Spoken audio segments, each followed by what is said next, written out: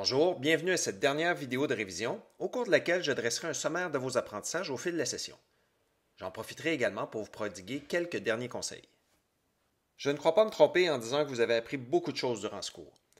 Regardons cela à vol d'oiseau. Un des premiers éléments qu'on a regardé dans le chapitre 1, c'est à connaître un petit peu l'histoire de l'informatique, et en particulier celle des langages de programmation. Alors évidemment, le but, c'était pas de faire de vous des experts dans la connaissance des langages de programmation, mais quand même d'avoir certaines balises dans le temps.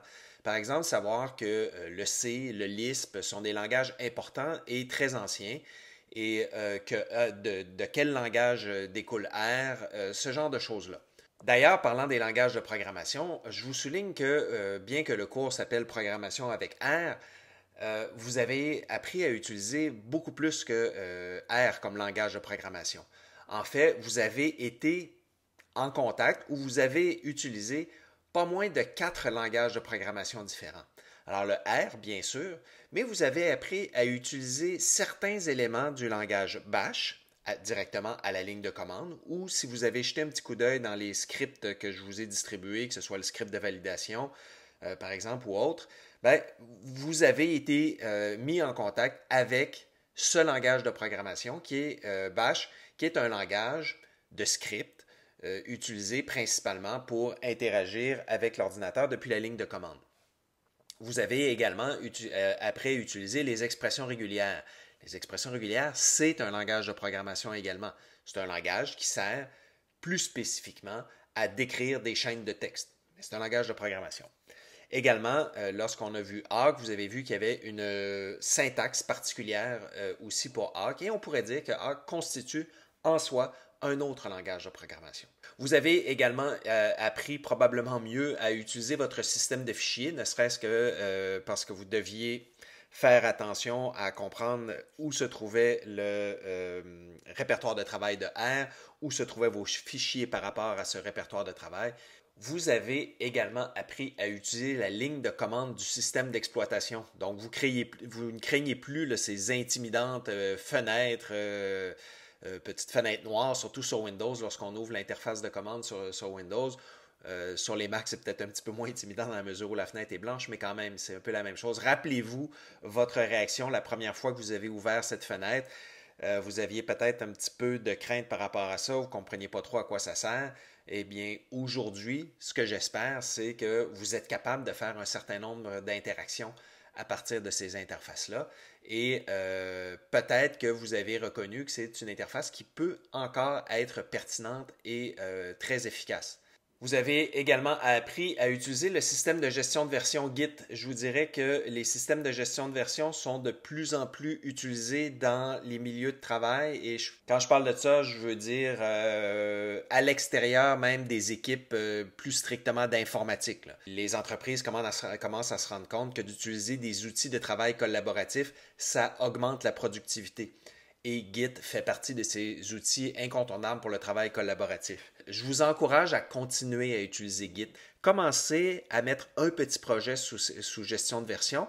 Vous allez prendre l'habitude graduellement d'utiliser Git, puis à un moment donné, vous allez vous rendre compte que vous l'utilisez un petit peu pour tout. C'est comme ça, moi, que j'ai commencé. Quand j'ai commencé à utiliser un système de gestion de version, c'était d'abord pour un document de référence que je devais maintenir. Puis graduellement, j'ai étendu la pratique à tous mes autres projets et honnêtement, aujourd'hui, à peu près tout ce que je produis est sous contrôle de version avec Git ou avec Subversion. À long terme, au départ, vous pourriez avoir l'impression que ça vous ralentit dans votre travail, mais je vous garantis qu'à long terme, un système de gestion de version, ça va vous faire sauver du temps. Je vous encourage également à passer à l'utilisation d'une interface graphique pour Git, pour les opérations les plus courantes, assez rapidement. Déjà, en ce moment, vous connaissez suffisamment Git, après ce que vous avez fait dans le cours et dans votre travail longitudinal, pour passer à une interface graphique qui va vous faciliter les opérations les plus courantes. Bon, évidemment, on a appris à travailler avec R, mais d'une manière très particulière aussi, c'est travailler avec R via des fichiers de script. Okay? Ça, c'est un élément important à comprendre dans le cours. L'idée de, quand on travaille dans R, on travaille d'abord et avant tout avec des fichiers de script. Donc, Le code est réel, c'est ça que l'on conserve, ce sont les fichiers de script dans lesquels se trouve notre code, et on exécute ce code-là lorsqu'on a besoin des objets. Donc le code est réel, les objets, eux, sont virtuels parce qu'on les crée au besoin. Pour travailler avec des fichiers de script, vous avez besoin d'un bon éditeur de programmeur. Donc, fort probablement là, que la grande majorité d'entre vous, dans le courant du cours, avez utilisé RStudio. C'est un bon éditeur pour programmeur, pas un excellent, mais quand même au moins un éditeur pour programmeur. C'est certainement mieux que travailler avec le bloc-notes, disons. Je vous dis, travaillez avec n'importe quel éditeur, trouvez celui qui fait votre bonheur, c'est pas ça qui est important. Il n'y a aucune obligation d'utiliser RStudio pour faire de la programmation en R. J'en suis une preuve vivante, je n'utilise pas RStudio. Mais ce qui est important, c'est lorsqu'on fait de la programmation, au moins d'utiliser un bon éditeur pour programmeur. Au fil du cours, vous avez également appris quelques bases de l'algorithmique. C'est quelque chose qui est important, de savoir écrire, de savoir lire un algorithme.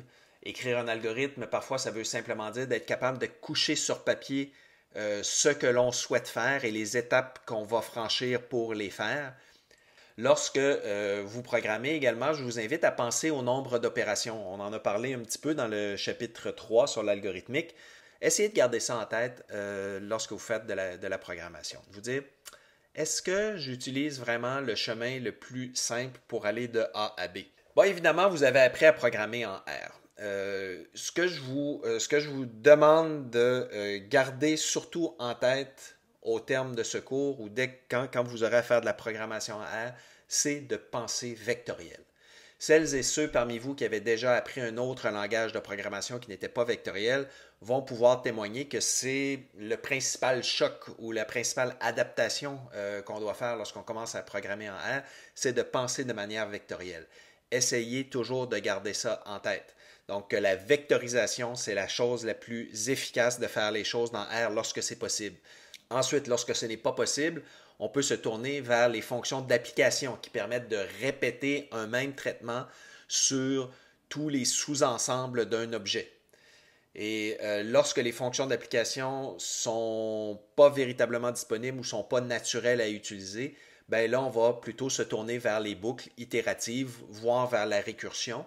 Et ici, j'ai mis que l'itération est préférable à la récursion dans R parce que les méthodes récursives sont relativement inefficaces dans R à cause, comme on l'a vu au chapitre 12, de toute cette mécanique de création d'environnement dans R lorsqu'on fait un appel de fonction qui est relativement lourd. Quelques caractéristiques particulières du langage également que vous pouvez garder en tête. La création de fonctions anonymes. Donc, lorsqu'on a besoin d'une fonction à l'intérieur par exemple, d'une fonction d'application, il est possible de créer des fonctions anonymes, c'est-à-dire une fonction qui n'a pas de nom parce qu'elle est définie à l'intérieur d'une autre fonction et qu'elle disparaîtra immédiatement une fois la fonction englobante terminée. Également, on a dans R un argument qui s'appelle point, point, point ou trois petits points qui permet d'avoir un nombre variable d'arguments à l'intérieur d'une fonction.